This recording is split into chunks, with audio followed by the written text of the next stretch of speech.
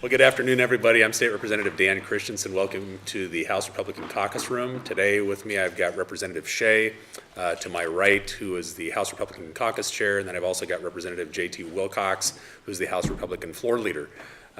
We've got a lot still going on down here in Olympia. Look forward to your questions. As you know, we're down to the last few days before our policy cutoff, which is this Friday, and then next week, of course, we move into our fiscal cutoff.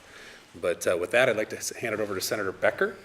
Thank you, and I want to say welcome to you coming, and thank you for coming. And I would like to introduce Senator Ann Rivers, who is our ranking member on healthcare and involved in a lot of the areas in this session.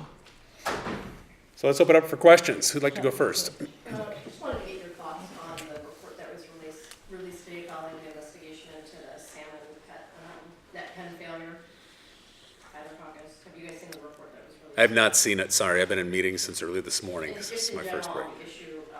There have been a lot of bills surrounding this issue. The government put a You wanna talk moratorium in about place. Jim's? So just Yeah, I think we've got members, especially Puget Sound and kind of Columbia River members that are really concerned.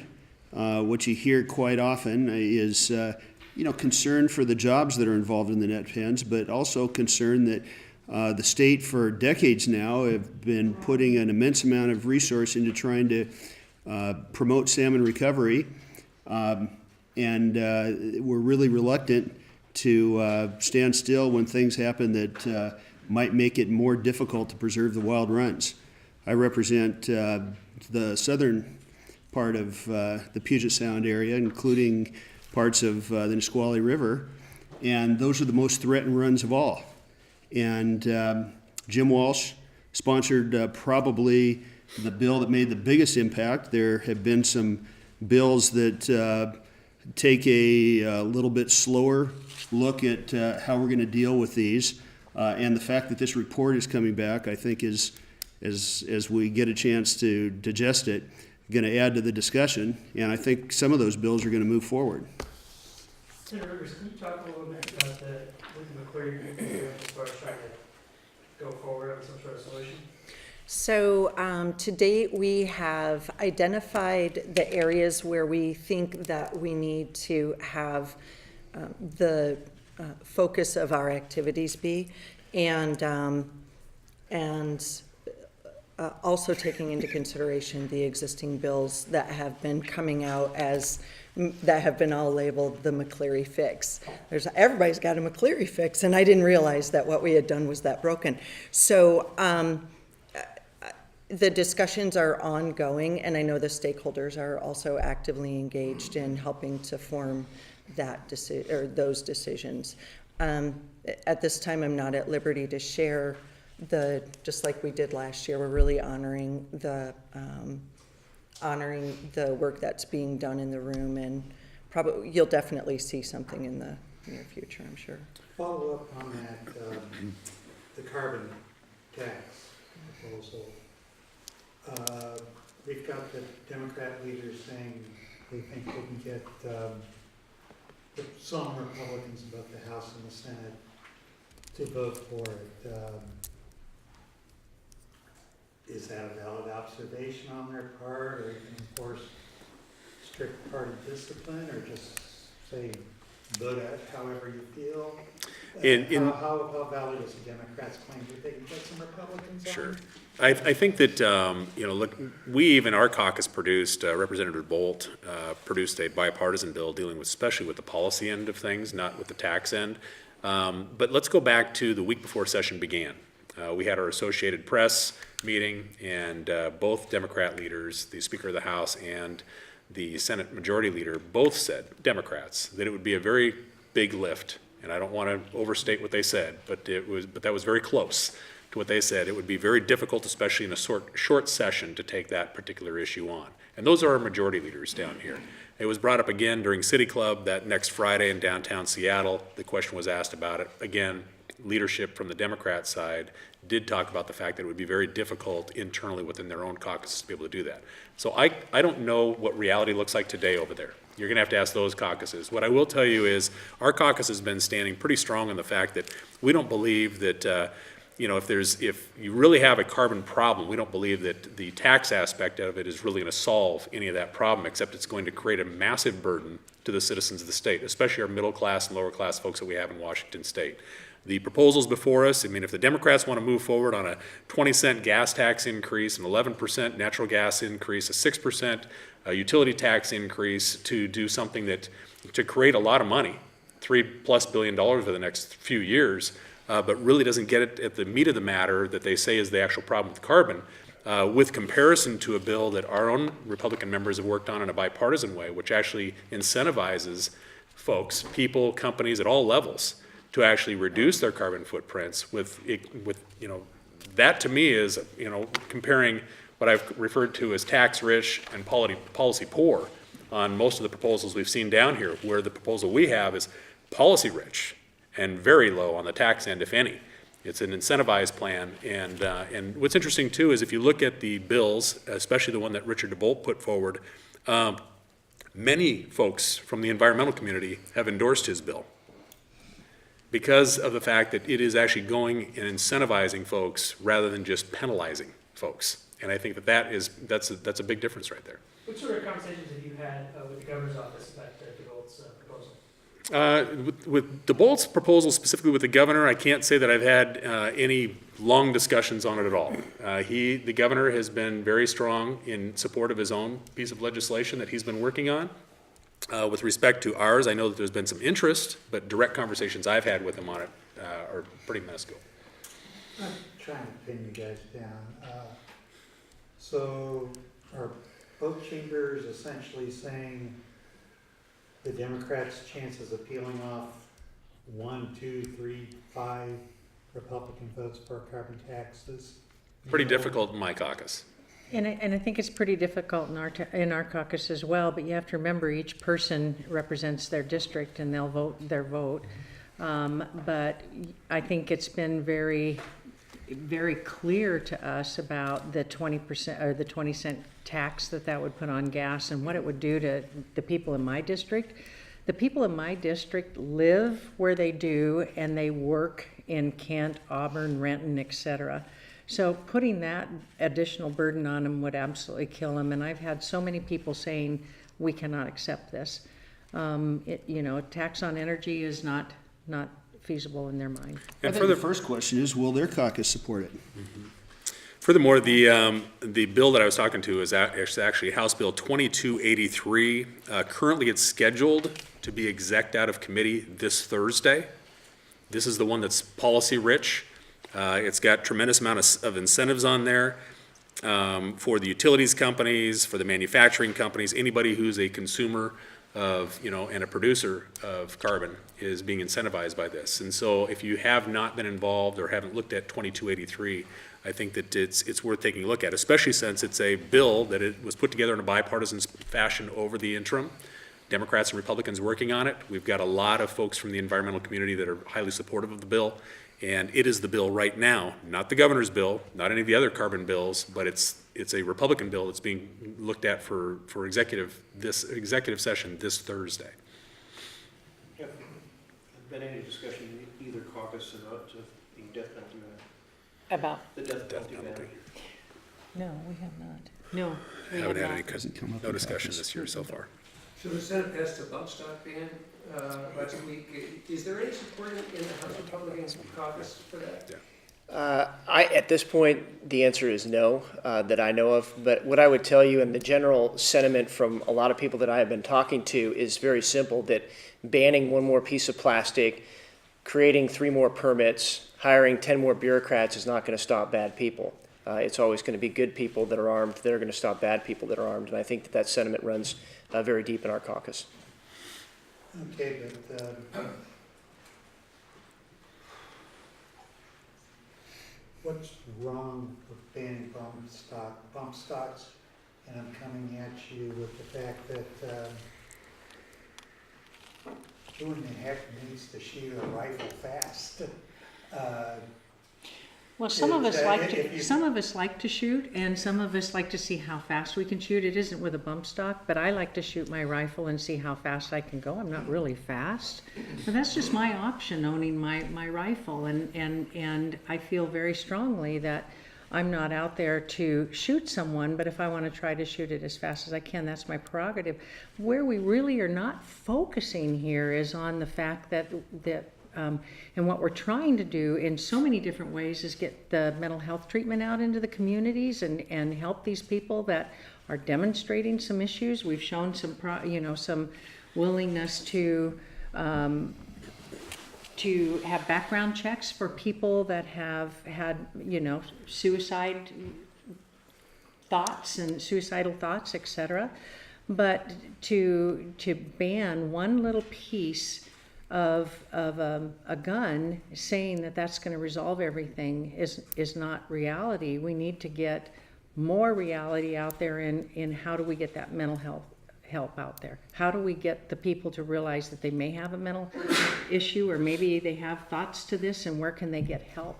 Right now, if they have an issue, they have no place to go and get that help, and that's why some of the bills you're seeing in our caucus are out there trying to help get that access. Senator Manchin, who sponsored the bump stock bill, made the argument on the floor last week that because machine guns are illegal in Washington State, bump stock actually makes a rifle machine gun, that should be illegal too, because it's not keeping in spirit of the current law. What would your reactions to that be? So remember, Senator Fortunato also had a comment that he could shoot faster than that. So I think that how fast you shoot that gun is not the issue again. And there are people here, Republicans and Democrats, that are working on the most effective ways to reduce the pain and suffering that result, and that tends to be connected with suicide. And you see Tina Orwell bills that we've supported that work on various segments of the population. I think she's often concentrated on higher ed. I've got a bill that works on rural suicide. Farmers, believe it or not, are among all occupational groups, the highest suicide rate in the world.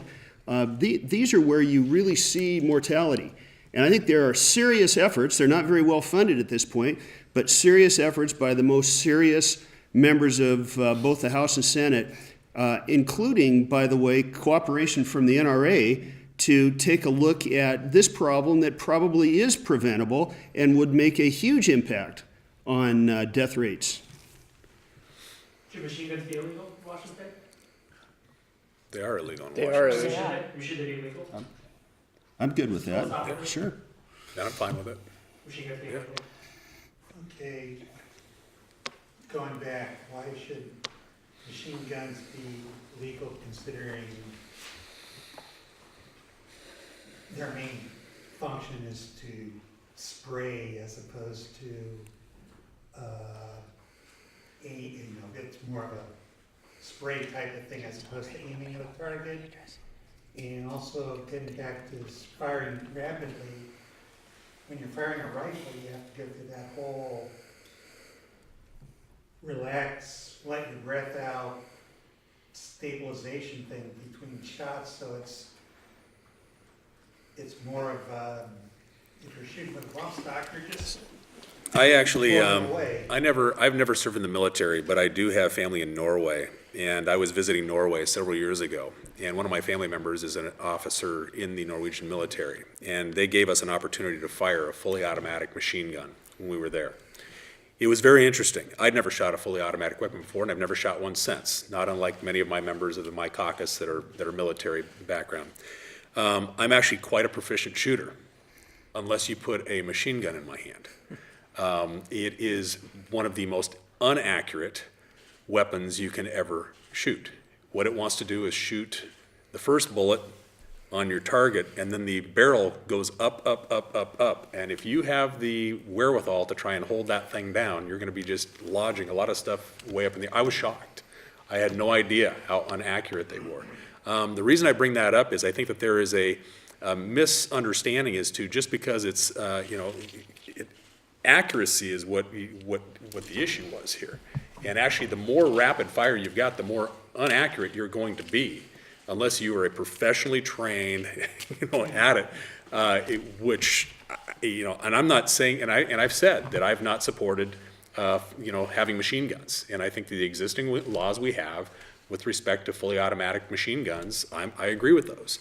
But I think there's a misunderstanding that people think that, especially if you've never shot one before, which again, I've done it once in my life, and I had a target that I could, if I had single rounds going in, I could put them in there all day long. I think I got one bullet out of a whole magazine in the target. The rest were maybe 30, 40 feet away.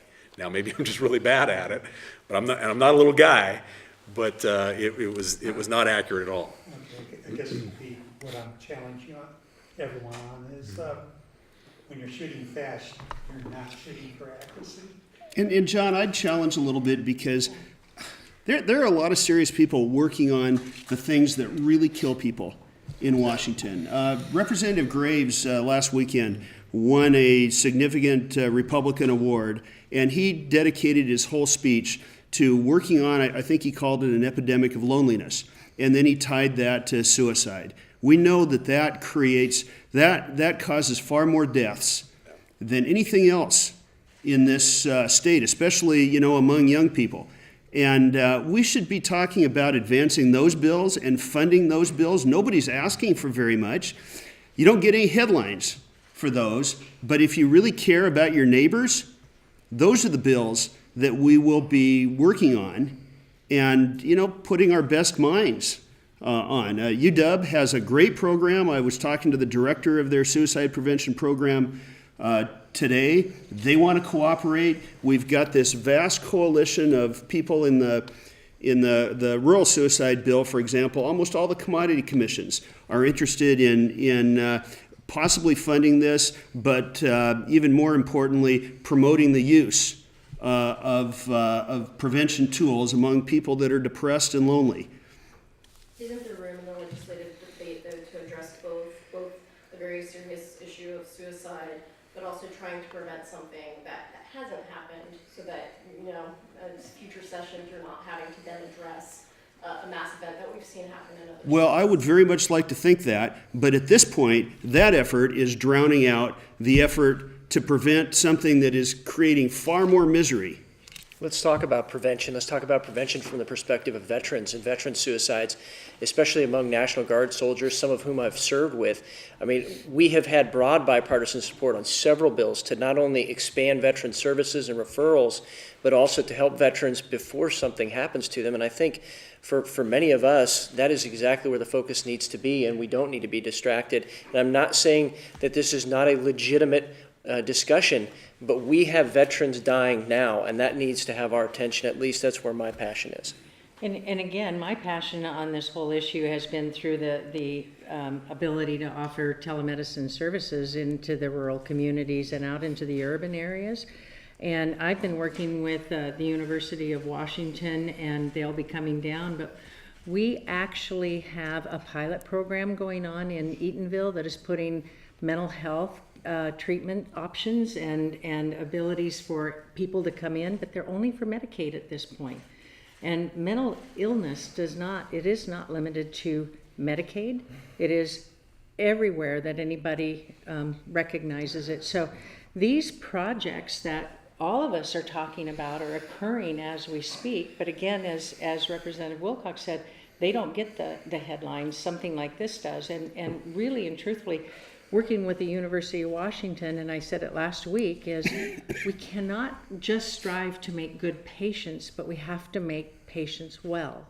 And without getting services out into those communities, whether it's rural, urban, or in the city, we're not going to help these people. One of the conversations with that doctor at the university is, why is it that we put people into treatment for drug and alcohol, and they go out and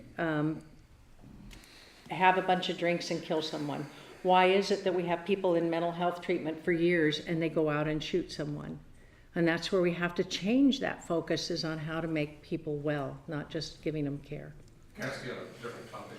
The Representative McCabe has been trying for several sessions to get Aaron's Law through. It is prevention of child abuse and awareness of child abuse curriculum. And it sounds like they're actually going to put it up for executive action either today or Thursday, Representative Harris has held. What are your thoughts on the fact that the Democrats are just going to see if they can get it through this time?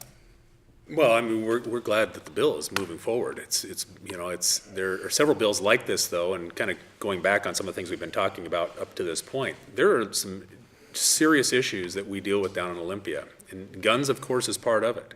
But we by far have more people dying of opioids and heroin and abuse and the list goes on and on and on down here. And so don't misunderstand us when it comes to one aspect of this conversation. Overwhelmingly, this caucus has been working towards as a constitutional privilege, okay? And it talks about protecting the citizens of the state. And so we are looking at all those things. And I'm encouraged that we've got some of these bills moving forward. I think that there's still a long ways to go.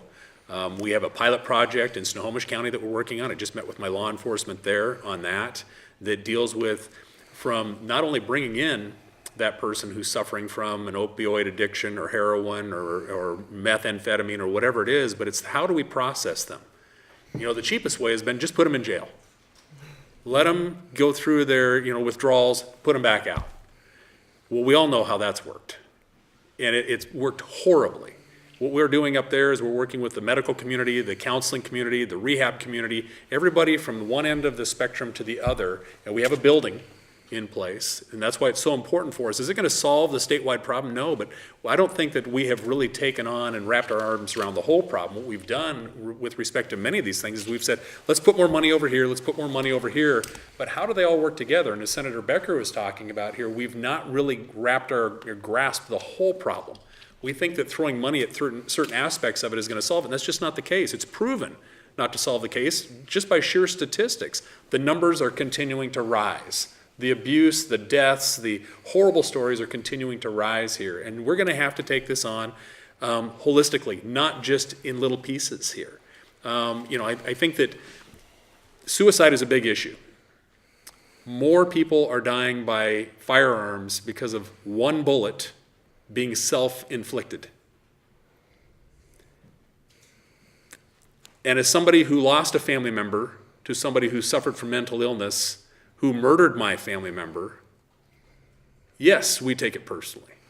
My caucus, we have 48 members in the House Republican caucus. We've got 5 police officers, we've got firefighters, and almost a third of our members are military. So if you want to talk to folks or any caucus, but by the way, there are more members of my caucus that are first responders than all the other caucuses in the building combined, and actually by more than double. And so when you want to start talking about the realities of what we as citizens are dealing with, we have people that are dealing with the front lines of this. And they're seeing the realities of it. And they're willing to take those tough votes and work on those tough issues together and hope that we can get the other 3 caucuses to work with us in the governor's office on this. But it's a big issue, and it's one that we struggle with. There is no easy, cheap fix or quick fix to it. But we are working in tandem to the best of our ability as a caucus and with the other teams down here to come up with better solutions than we've seen over the last several years. I'm curious what the most important bills, because Representative mentioned programs for veterans, and there have been a lot of efforts for programs for veterans from the legislature, but what before the legislature right now is the most important veterans issue to address the high rate of suicide among veterans and service members? I think it's 2 things, actually. I think it's the referral process and making sure that veterans can get to the help that they need and get access to it. I also think it's the funding mechanisms for that. I know, and going back to what Dan was saying about first responders, there's been broad bipartisan support to address issues of PTSD so that there is actually a presumption people can get the treatment that they deserve. And I think that those things combined together is a great step forward. There's still a lot more that needs to be done. Obviously just speaking at the state level with the National Guard, we can do what we can do here at the state level, but there needs to be some things done at the federal level as well. Because a lot of those programs are VA programs. Is the VA not providing enough? Well, no, I think it's more of a matter of veterans need to know where they are and how to get into them. And I think that there are the people that facilitate those, like veteran service officers, that we need to continue to grow that access to veteran service officers and online access so the veterans don't have to ask a lot of questions. They can get straight into those programs, get the help they need as soon as possible, not maybe a year down the road or 2 years down the road. Senator Rivers, can you update us on the work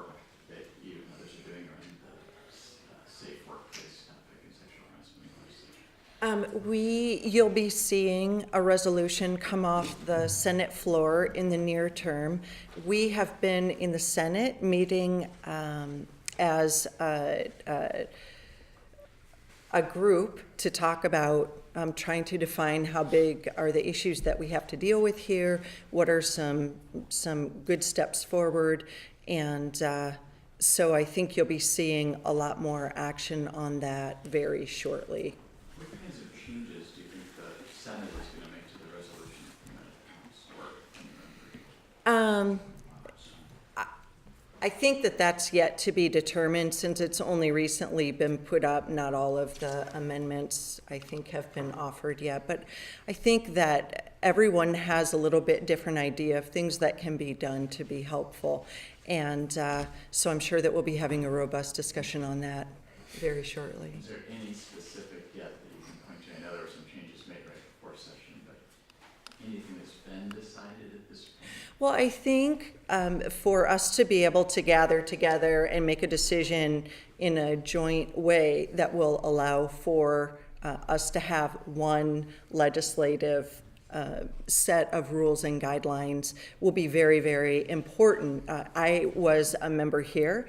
Dan will tell you I was house trained and then went over to the Senate, and I was surprised by the two experiences that I had, just moving from one body to the other. You can see where that would be confusing to a visitor or to a lobbyist. So I think really just having that universal set of rules, everybody knows the playing field and how to play on that field. For me, one thing that I'm pushing for is that lobbyists must take the training, and if they choose not to, then they wouldn't gain access to the legislative offices. I think that's a really important step to make sure that no one can say, oh, I didn't have the training, I don't know, sorry. I think we have to move beyond the, oh, I didn't know sort of excuse and move to the no excuses, changing the discussion from me to not me. Representative Shea, I was wondering if you could speak to the bill that's going through now on the voluntary right to waive your firearm rights for people who are at risk of suicide, and what the leadership support on that was. So I think that it is not in its final stage, and I think also that should people be able to voluntarily do things? Yes, absolutely. I mean, we support that wholeheartedly. I think a lot of times, actually, among veterans, getting back to that, veterans are afraid to come forward and talk about PTSD, talk about some of the experiences they had, and get treatment for it because they're afraid to lose their firearms rights. So I think that the more that we can address that issue, alleviate those concerns, and get the veterans the treatment they need, I think the better it is. So I don't think it's cooked fully yet, and I think there's a lot more discussion that needs to be had on it, but I would think something is going to come forward. Yeah. Would that be this session? I would think so if the will is there, yes. But again, we're not in control of the committees and the rules, so. Yeah. One more question? Could you clarify where the House and Senate are on the governor's proposal to dip into state reserves for the most recent court mandate regarding theory? From the House side, we've talked about this quite a bit over the last several weeks, and that is that we believe that, first of all, when we put together the McCleary fix, and we were talking about funding, and we talked with all the stakeholders, all the way down to our 290-plus school districts around the state, we knew that phasing it in over a period of time was going to be even what they were asking for us to do.